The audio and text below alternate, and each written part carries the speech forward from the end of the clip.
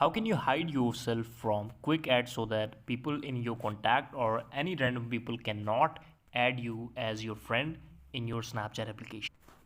So this video is all about how can you turn off or how can you disable quick add option on your Snapchat application.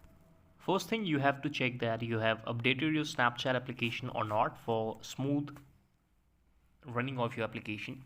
After that, you have to go on your Snapchat application from your application manager or phone's applications.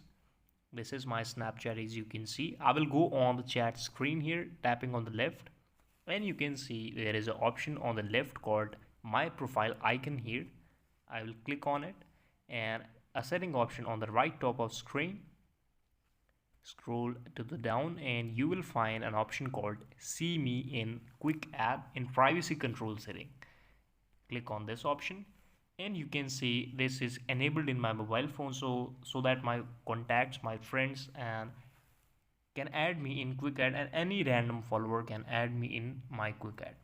I will disable it, and from now anyone cannot add me as a friend on their Snapchat.